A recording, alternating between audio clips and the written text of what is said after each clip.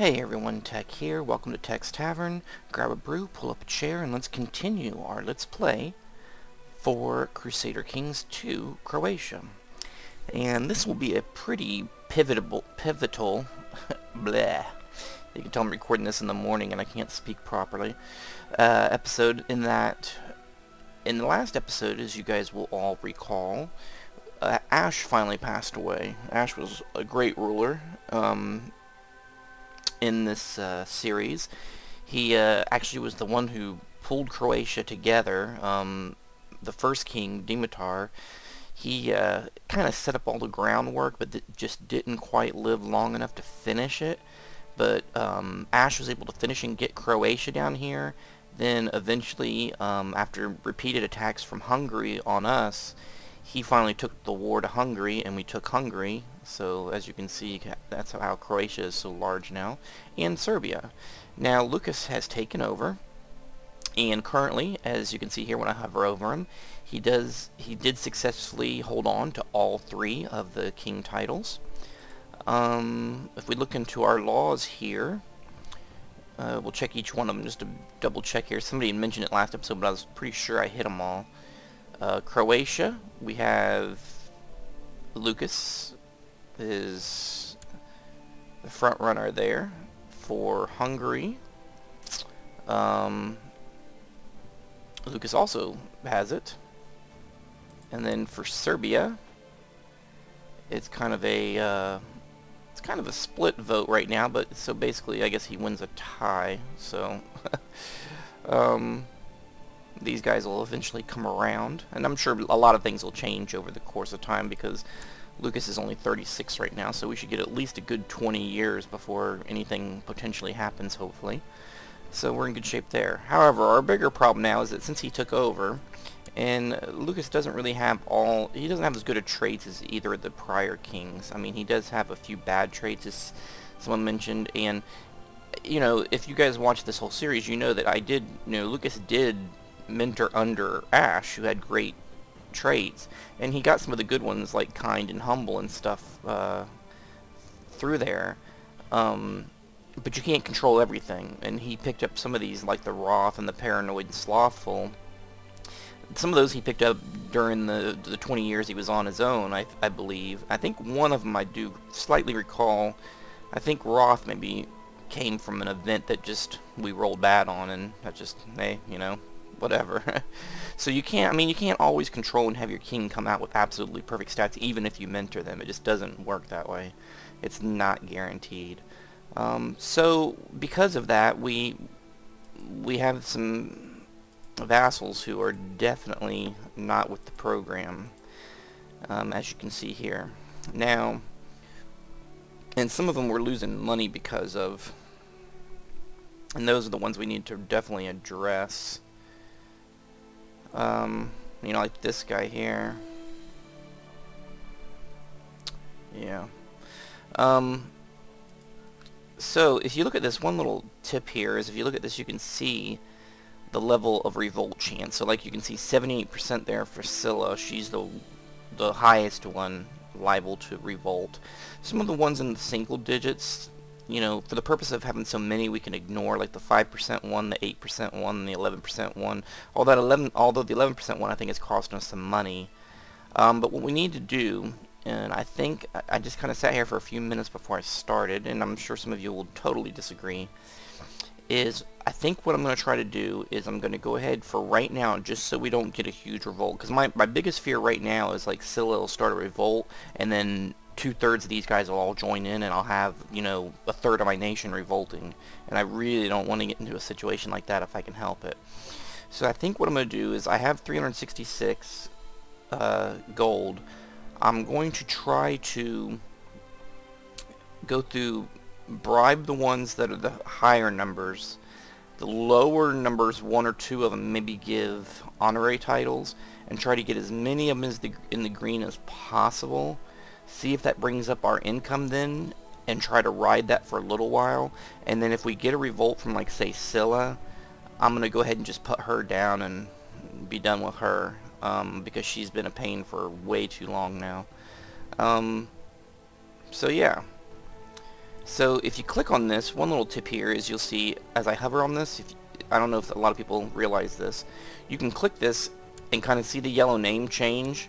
It'll just scroll through them. You can just keep clicking the button and it'll scroll right through them.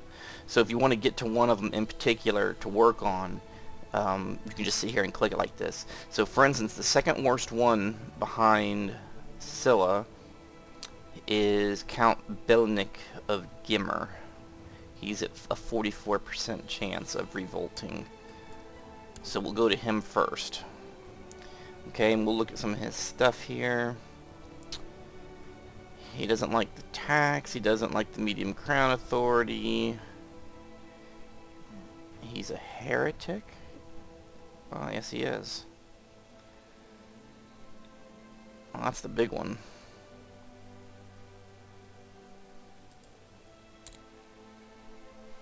Demand religious conversion? No. Alright, well we're just going to give him a gift. He's at a negative 34.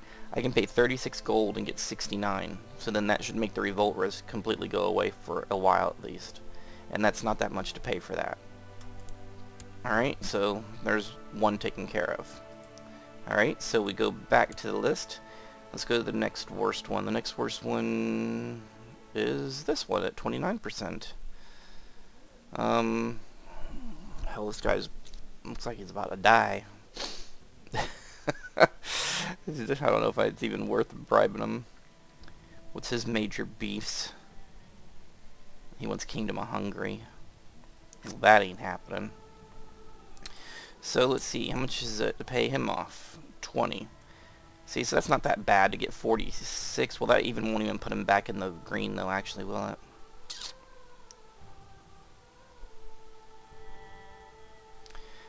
But it gets it close enough. Alright, so let's... What's the next one? Her, I don't even know if I'm gonna even bother.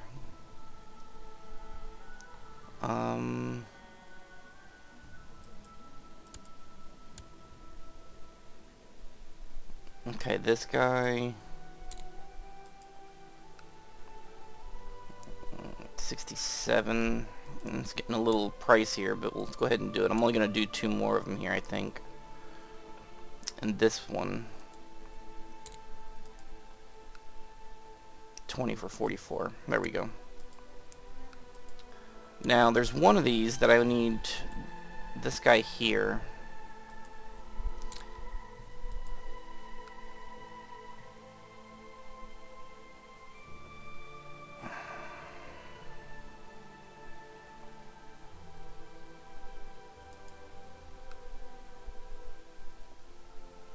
That's a lot to pay, but I'm gonna try to get him.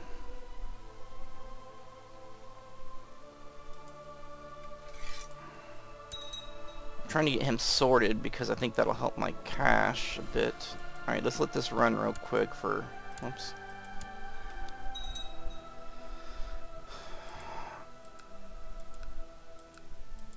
Okay.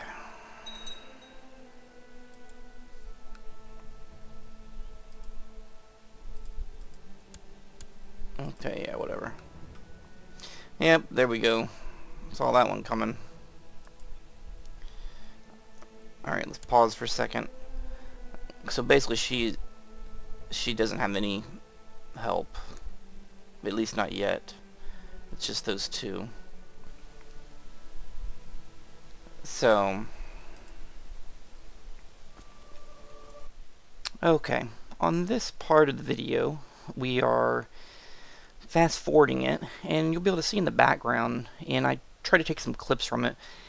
Basically what ended up happening here was we had mass revolts, and I'll explain it more at the end of this video after this kind of fast forward montage, so to speak. I tried to pull some clips from several parts of it. The reason I didn't make videos of all of this, of the entire battles in the revolt, is because it lasted forever. I mean, I almost had everybody revolt on me. At one point, you can see there at the bottom, see how there continues to keep being more wars? Like, there was 1, and then there was 2, and then there was 4, and then now there's 5. And I think as it goes on here, it may even increase up to like 6 or 7. it's kind of like everybody just started piling on. And I started running into some money issues and other things. And like I said, I'll explain this more towards the end. But the reason I didn't go ahead and just, I recorded all of it. But the reason I didn't go ahead and just leave it and make the episodes, and, because it was several hours. It was 2, maybe 3 hours of me dealing with all these windows, as you can see, popping up, because I had people dying and getting killed, and, different guys declaring war. See, there's another declaration of war right there. So that just added another one. And it just kind of continued and kept going. And if I would have cut it into episodes, it would have been a ton and ton of episodes showing me fight this revolt. And it just would have, it just would have taken forever. Plus, not to mention, because of how many battles and wars and things I had going on all at once, I did have really long periods of silence where I was just trying to concentrate on everything that was going on, because, I was fighting on, 10 different fronts, trying to sort out everything that was going on, and in the middle of that I was marrying daughters off, getting alliances with like Holy Roman Empire and things like that, and then calling them in to help me. It was crazy. And like I said, as you can see down there, you can see how many battles, if you look there at the bottom, how many I had going on at once. It was really overwhelming for a while. And so, like I said, I apologize. It's not that I am cheaping out or cheating or anything like that, in that I did anything off camera. I recorded everything, and you're seeing, huge parts of it here that I just kind of edited to kind of show you some of the stuff I was dealing with the different, guys revolting and the different battles and all that kind of stuff. I recorded all of it. It's all there. I just didn't feel it was going to be very compelling to do, 8, 9 episodes of the revolt. It just would not have been very interesting overall. So that's again why you're seeing this this kind of quick insert part. And again, there's the last the last 8 minutes or so of this video will be after the revolt is over, and I'll kind of explain in a bit more detail why I, what happened, why I did certain things I made mistakes on, and stuff like that. So again, that will all be explained here in just a second when I pick up the audio again. Thanks.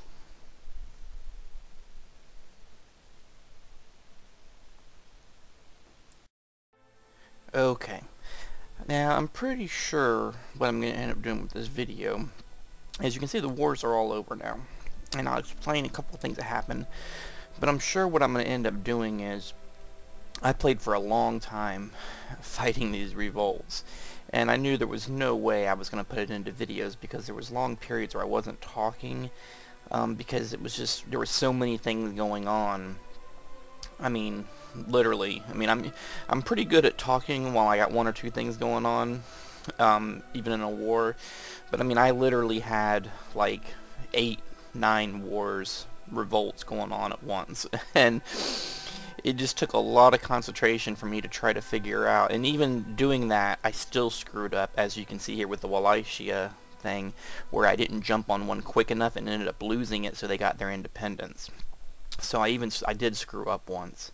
But I'm sure what I'm going to end up doing, and that you probably just saw, is I probably took a whole bunch of the battle and probably sped it up like ×4 and then narrated over what was going on. So this is the end cap after it's all over. As you can see, it's 11:51, and Lucas is 48 now, so it took quite a while. Okay, sorry. So to explain kind of what happened, so then we can carry on the next episode. Essentially what happened was the revolt started, and then everybody started piling on, and it just kept going and going.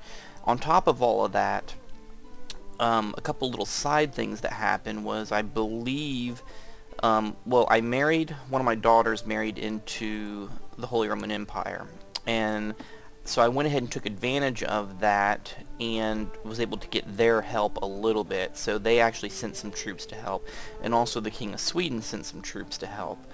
Then Sweden, I believe, I'm not sure who it was actually, and I'm not going to think about it too hard right now, but Sweden or somebody got into a war with somebody else, and so that kind of got like another battle involved off on the side.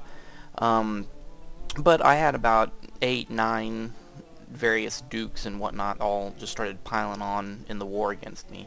And I hit a period where I got in trouble, and you probably didn't see in the video, but I had a period where I got in trouble where my funds ran out because I had about 3 or 4 mercenary troops, and I had to start dismissing some of them, and then I had like 2 more dukes jump on me right then. And I mean, at one point there, for a very short period, I was at like negative money and had like 1,000 troops, and that was it. But then I was able to pull a fresh batch of troops up again, got another 2,000 or so, and I believe Holy Roman Empire and Sweden both had troops come in that helped me, and I was able to gain control of things again. I was able to I just focused on whichever battles I was the closest on winning, and then tried to finish them off, while trying to also watch ones that I was kind of losing, so to speak, to make sure none of them that I actually lost them. But what happened was this one in particular here, because it was right during that period where I had no troops, he was at like 90% and there was nothing I could do, and I couldn't stop it.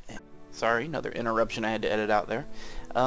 So, I mean, I think I basically described what happened there. I mean, I know a few people may be disappointed they didn't get to see all of it, but I mean, honestly, it was, I don't know, it was probably at least 2 hours. I kind of lost track of time, but it was probably at least 2, maybe even 3 hours of me battling, and like I said, for large periods of it I was just completely silent because I was just trying to concentrate on what was going on.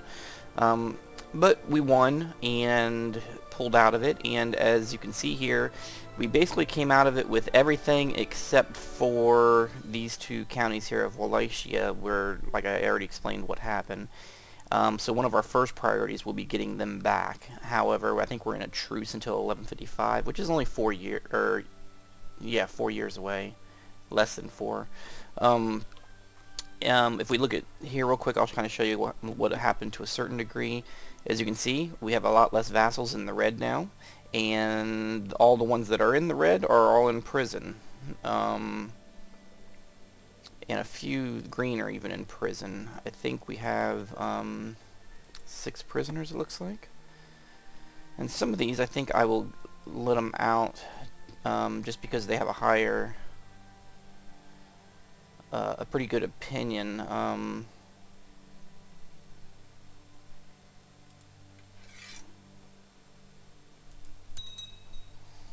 Let that guy out, and we'll let this guy out.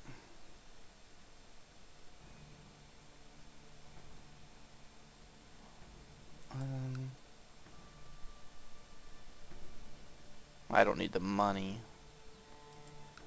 I'll just release him. So we let a couple of those ones out. Let's double check, make sure I didn't screw that up.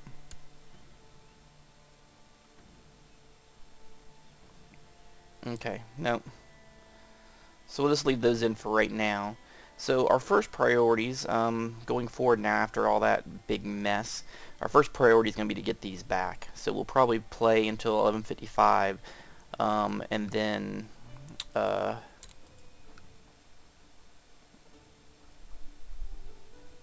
can claim the Duchy of Wallachia.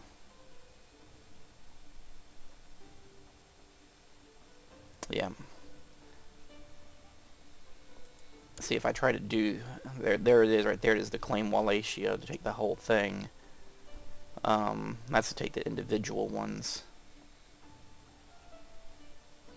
But breaking the truce will cost us prestige and opinion, all Christian rulers' opinion. So we basically need to wait till 1155 and then enact that, and we'll take that back.